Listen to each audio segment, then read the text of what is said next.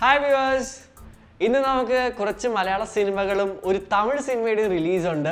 തമിഴിൽ നിന്നും സൂര്യനായകനായി എത്തുന്ന താനാ സേന്തക്കൂട്ടവും മലയാളത്തിൽ എഞ്ചിനീയറിംഗ് പിള്ളേരുടെ കഥ പറയുന്ന ക്വീൻ ഒപ്പം സലീം കുമാർ സംവിധാനം ചെയ്യുന്ന ദൈവമേ കൈതുരാം കേൾക്കുമാറാകണം എന്നീ ചിത്രങ്ങളാണ്. ഇതിൽ ഇപ്പോൾ കണ്ടിട്ട് വന്നിരിക്കുന്നത് സൂര്യയുടെ താനാ സേന്തക്കൂട്ടമാണ്. അതിൻ്റെ റിവ്യൂ ആണ് പറയാൻ പോകുന്നത്. ഞങ്ങളുടെ ചാനൽ ഇഷ്ടപ്പെട്ട എല്ലാവരും തന്നെ ഞങ്ങളുടെ ചാനൽ സബ്സ്ക്രൈബ് ചെയ്യുക, ഒപ്പം തന്നെ നോട്ടിഫിക്കേഷൻ ബട്ടൺ എനേബിൾ ചെയ്യുക. നിങ്ങളുടെ വലിയൊരു അഭിപ്രായങ്ങൾ ഞങ്ങൾക്ക് കമന്റ് രൂപത്തിൽ തരിക. അപ്പോൾ നമുക്ക് തുടങ്ങാം. നമസ്കാരം, ഫ്ലിക് മലയാളത്തിലേക്ക് സ്വാഗതം.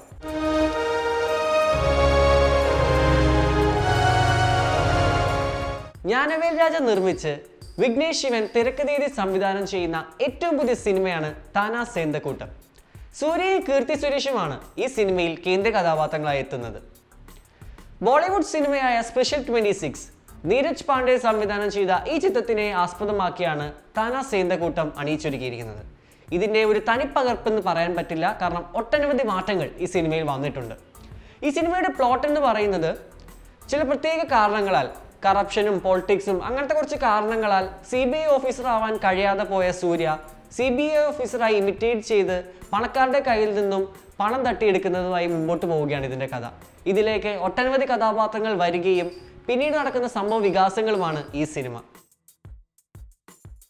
സിനിമയുടെ കാസ്റ്റിംഗിലേക്ക് വരുമ്പോഴേക്കും കേന്ദ്ര കഥാപാത്രമായി എത്തിയത് സൂര്യയും കീർത്തി സുരേഷും, ഒപ്പം മറ്റ് കഥാപാത്രങ്ങളായി സെന്തിൽ, കാർത്തിക്, രമ്യ കൃഷ്ണൻ, RJ ബാലാജി തുടങ്ങിയവരാണ്.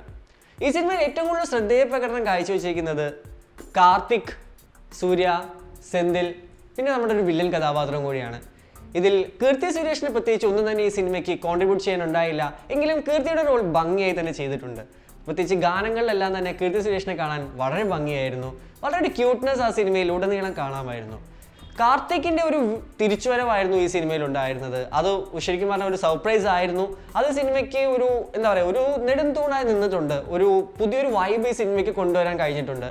സൂര്യ ഭയങ്കര ജെന്യുവിനായിട്ടും വളരെ നാച്ചുറലായിട്ടും തന്നെയാണ് അഭിനയിച്ചിരിക്കുന്നത്. സൂര്യയുടെ ആ ഒരു എക്സ്പ്രഷൻസും ഒപ്പം തന്നെ ആ ഒരു ആക്ഷൻ സീൻസും എല്ലാം തന്നെ ചിത്രത്തിന് നല്ലൊരു ഉണർവുണ്ടായിരുന്നു. വളരെ നന്നായിട്ട് ഈസിയായിട്ട് കണ്ടിരിക്കാൻ പറ്റിയ ഒരു സിനിമയായി മാറിയായിരുന്നു. ടോട്ടലി എല്ലാവരും തന്നെ നല്ല മികച്ച ഒരു അഭിനയമായിരുന്നു കാഴ്ചവെച്ചത്. എടുത്തു പറയേണ്ട ഒരു പ്രകടനം കാഴ്ചവെച്ചത് രമ്യ കൃഷ്ണനാണ്. ബാഹുബലിയിൽ നിന്നതിന് ശേഷം രമ്യ വളരെ നല്ലൊരു വെറൈറ്റി കഥാപാത്രമായിരുന്നു ഈ സിനിമയിൽ വന്നത്. ഒട്ടനവധി കോമഡി കൈകാര്യം ചെയ്തിട്ടുണ്ടെങ്കിലും മാസ് സീൻസിലെല്ലാം തന്നെ രമ്യ കൃഷ്ണൻ മാസ് ആയിരുന്നു. അനിരുദ്ധാണ് താനാ സേന്തക്കൂട്ടത്തിന്റെ സംഗീതം കൈകാര്യം ചെയ്തിരിക്കുന്നത്. ചിത്രം ഇറങ്ങുന്നതിന് മുമ്പ് തന്നെ അറിയാം, പാട്ടുകളെല്ലാം മികച്ച ഹിറ്റായിട്ടുണ്ട്. ചിത്രത്തിന്റെ BGM എല്ലാം തന്നെ ഭയങ്കര ത്രില്ലിംഗ് ആയിരുന്നു. പ്രേക്ഷകരെ പിടിച്ചിരുത്തുന്ന രീതിയിലായിരുന്നു എല്ലാവിധ സംഗീതവും ഈ സിനിമയിൽ വന്നത്. അനിരുദ്ധിന്റെ ഒരു വേറിട്ടൊരു പ്രകടനം തന്നെ പറയാം. അദ്ദേഹത്തിന്റെ ആ ഒരു ഹിറ്റ് ലിസ്റ്റിലേക്ക് ഒരെണ്ണം കൂടി എന്ന് തന്നെ പറയാം. ദിനേശ് കൃഷ്ണനാണ് താനാ സേന്തക്കൂട്ടത്തിന്റെ ക്യാമറ കൈകാര്യം ചെയ്തിരിക്കുന്നത്. കിടിലൻ ക്യാമറ എന്ന് തന്നെ പറയേണ്ടിയിരിക്കുന്നു. കാരണം എന്താണെന്ന് വെച്ച് കഴിഞ്ഞാൽ ചിത്രം തുടങ്ങുമ്പോൾ തന്നെ ഫുൾ മൂവിങ് ഷോട്ട്സ് ആണ്. അതിൽ ഫൈറ്റ് സീൻസിലെല്ലാം തന്നെ ക്യാമറ പോകുന്ന രീതിയും ഒരുപാട് നമ്മുടെ മനസ്സിലുണ്ടായിരുന്ന ആ ഒരു പഴയകാല ചിന്താഗതി എല്ലാം തന്നെ ബ്രേക്ക് ചെയ്യുന്ന രീതിയിലാണ് ക്യാമറ പോയതെല്ലാം തന്നെ. പ്രത്യേകിച്ച് നല്ല രീതിയിൽ നമുക്ക് ഇഷ്ടപ്പെടും. ആ ചിത്രം ഇത്ര നമുക്കൊരു വൈബ് തോന്നിക്കുന്ന രീതിയിലുള്ള ഒരു ക്യാമറ വർക്ക് തന്നെ പറയേണ്ടിയിരിക്കുന്നു. എഡിറ്റിംഗ് നിർവഹിച്ചിരിക്കുന്നത് ശ്രീകാർ പ്രസാദാണ്. വളരെ കുഞ്ഞു ചെറിയ സീൻസുകൾ ഇഷ്ടം പോലെ തന്നെയുണ്ട്. പ്രത്യേകിച്ച് ലോങ് സീൻസോ അങ്ങനെ ഒന്നും തന്നെ ഇല്ല. ഒരുവിധ ലാഗും തോന്നിപ്പിക്കാത്ത രീതിയിലുള്ള, പ്രത്യേകിച്ച് പലവിധ കാര്യങ്ങളും അറ്റ് എ ടൈമിൽ കാണിച്ചുകൊണ്ടുള്ള എഡിറ്റിംഗ് ആയിരുന്നു. വളരെ നല്ലൊരു എഡിറ്റിംഗ് ആയിരുന്നു. ചിത്രത്തിൻ്റെ അണിയറ പ്രവർത്തകർ എല്ലാവരും തന്നെ നല്ലൊരു പ്രകടനം കാഴ്ചവെച്ച ഒരു സിനിമയാണ് താനാ സേന്തക്കൂട്ടം.